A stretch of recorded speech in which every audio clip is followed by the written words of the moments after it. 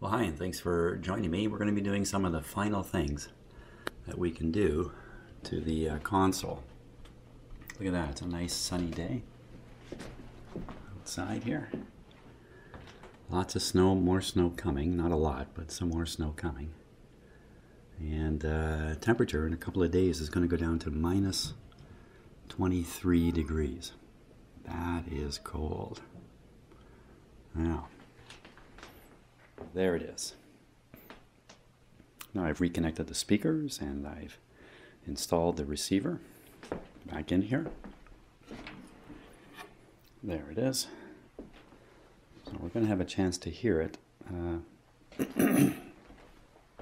You notice the turntable's not in there. I won't put it back in until I have the cartridge for it.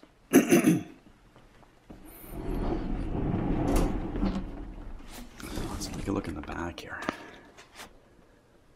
Okay, so there you see the receiver mounted, and you can see the crossover mounted in place, and there's the tweeter and the mid-range, and again they're steerable in this unit, which is very unusual, but you can see the light coming through around the speakers the way I have it here. You see those speakers are not sealed around their outer edges at all. They're just hanging there with nothing but a grill cloth in front of them, which is quite unusual. Well, if you look, we see that there's basically a box here. Okay, this is the part underneath the turntable. Here's the other one, a box here. This one is a little more sealed. This one has the receiver in it, so you really can't seal it. You can see right through the grill cloth again. It's very unusual. And then down here is where the woofer is. Now this is a separate box, and it's sealed, except again you can see an opening at the front there. I think that's a designed port. Okay, look on this side. See exactly the same thing. Again, there's a port covered with grill cloth and the woofer, and it's in this potentially sealed box. Now, the owner has told me he doesn't have the back for this. The back is gone. And one of the things we're going to do today is we're going to put a temporary cover over at least one side on the back here on the woofer. There's no reason to seal in the tweeter and the mid-range. The box is open too much already. But I have the feeling that sealing the back here will have a big effect on the tonal quality of the woofer. And that's what I want to experiment mainly with. So, what do you say we turn it on here? Yeah, it's plugged in. We'll see how it's working. Okay, I have the treble and the bass set to 5, just mid-range. And the volume is set at 2, and we're on the AM radio. I'm keeping my voice down because it's still early in the morning here. Better be ready to grab the volume.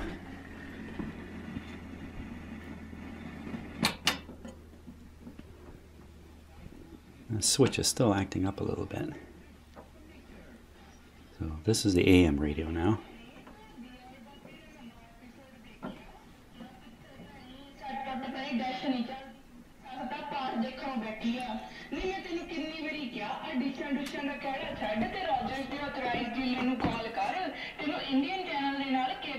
Yes, that's Punjabi or something like that. You see the volume's very good. I'm only at 1.5, and that's pretty loud already here. Mainly cloudy, periods of snow beginning in the afternoon. Looking at about 2 to 4 centimeters. High tomorrow -2. Right now -10, 15 Fahrenheit. Is next to 10 on the new AM 740. Wake up with a happy day at AM 740.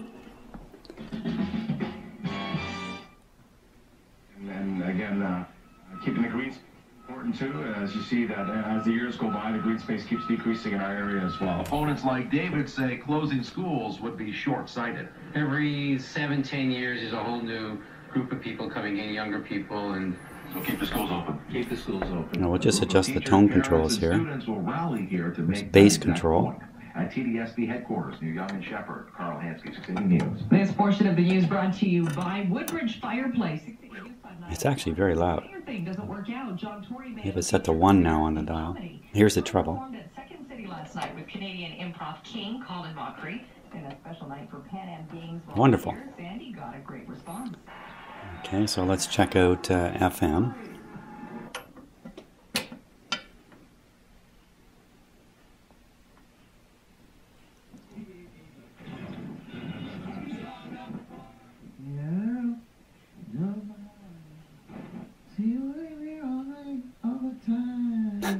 What?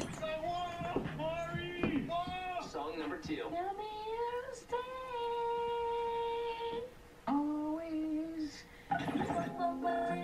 Song number 3. There are things that you gotta do. Strange stuff I tune in, eh? Alto sax. Bob Bates on bass. Joe Dodge on the drums. This is from a classic album. Classic. Brubeck time. Pennies from Heaven here on Jazz FM 91. De vraiment s'attaquer à son chanson, de dénoncer la dictature de la minceur. Il y a une pièce qui est intitulée Trop forte, qui sera aussi le titre de son autobiographie qui paraîtra le 26 février prochain. French? C'est publié aux éditions Michel Lafon. Chose que je ne savais pas de Morane. À 14 ans. I can't believe it. La nouveauté jeunesse. It was another duck cleaning call. Huh. There's no end to them here. And it's early in the morning still. It's, what, 8:45, I think. Or 9 o'clock, right around 9 o'clock. Man.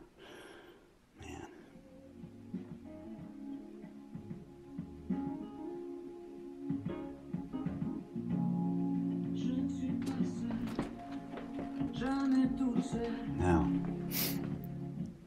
So what all of that, as we're knocking on doors as candidates do, and as we're here, calling people on the phone. 今天都下班提出来，罹难其实刘可中的家人在当地时间上午也为他在殡仪馆举行了悼 Oh, 念。 Chinese? 空难至今仍有3个人 It's amazing, eh? On FM radio in 搜救人员当地时间早上 Canada or near Toronto, you can pick up all these different languages. 由于气温严寒，不少参与搜救的潜水员都患上了重感冒。 You know, there's lots of bass response even as with the back open. 控辩双方完成了结案陈词。新北市地方。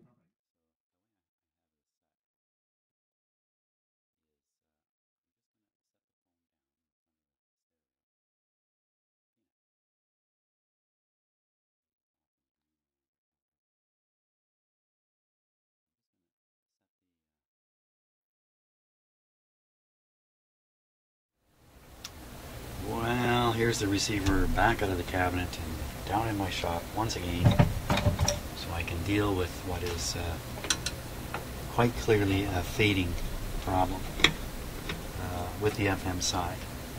A little bit disappointing, but the good news is I did get this in the cabinet. I did hook it up to the speakers, the crossover, and I was able to play it, AM and FM, and the sound is really very, very good. So that proves that the whole console system is going to work.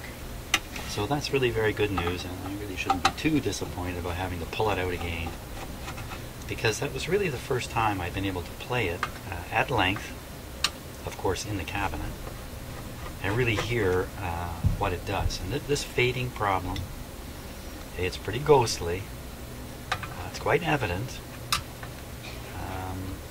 On the volume setting dial, a comfortable listening volume is very low, about 1.1.5 on the dial setting.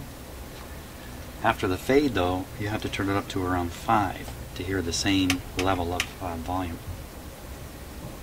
And then it will return without particular warning in the course of a few seconds, build back up again to where you have to turn it back down to 1.5.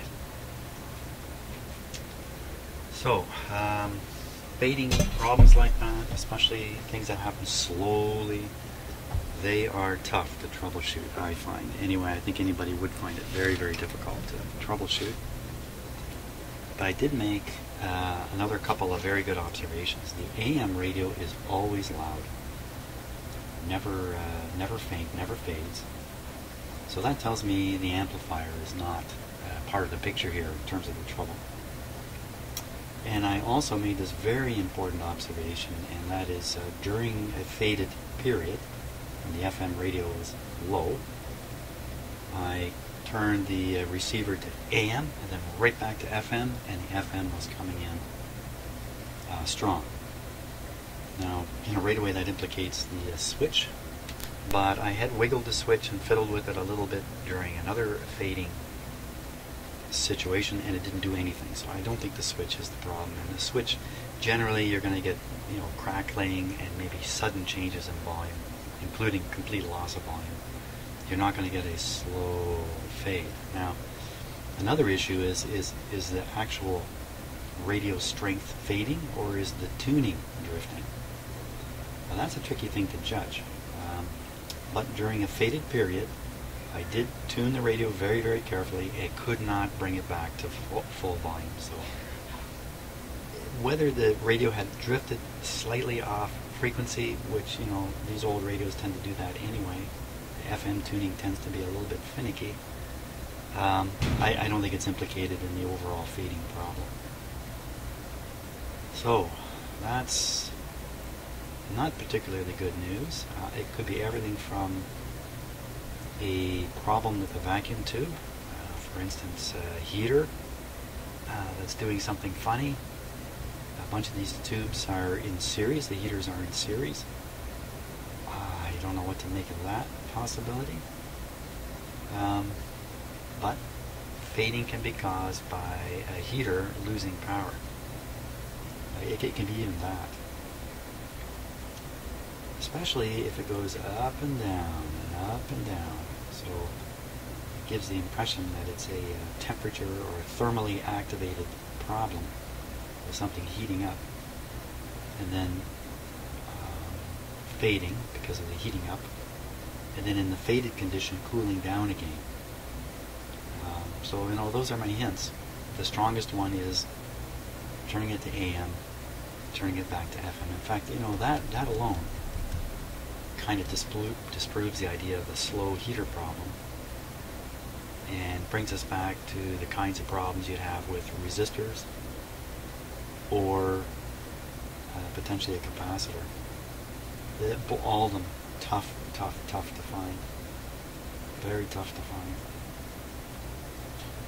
And the last problem is the fading is so slow and subtle, and you gotta wait a long time for it to happen necessarily, and that's a problem in itself. And when the radio is not faded, when it's running what I assume is pretty much normal, there's nothing to find in the back of this radio.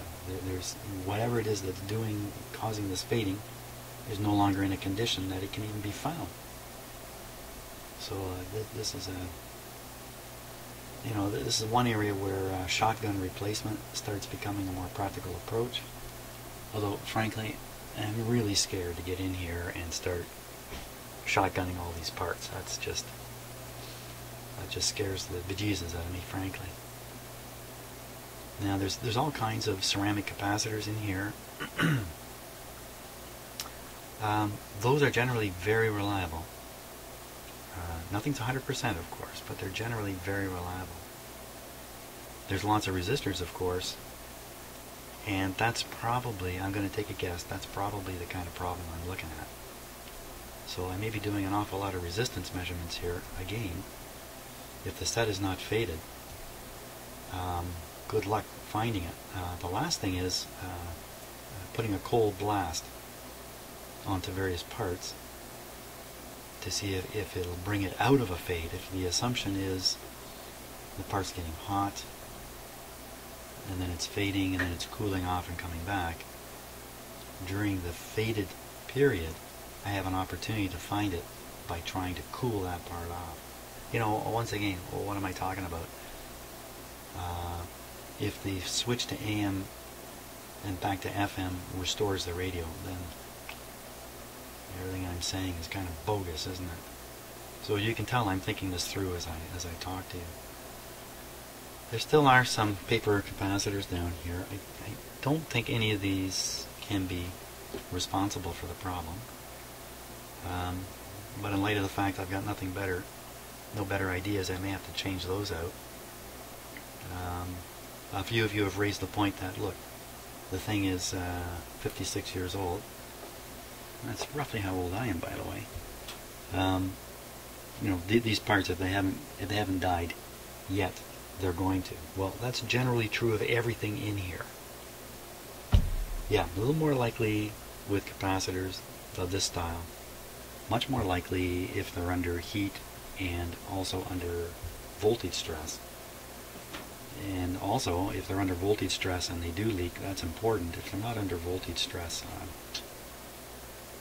how important can it be?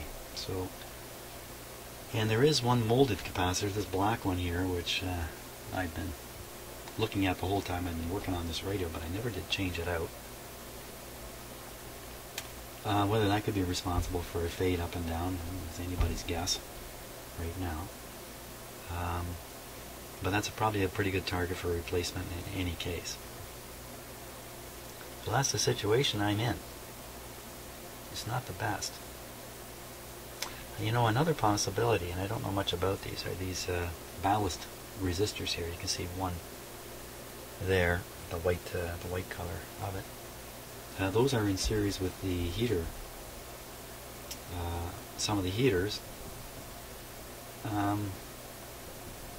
you know, I don't know if those things can somehow develop a wonky resistance that goes up and down.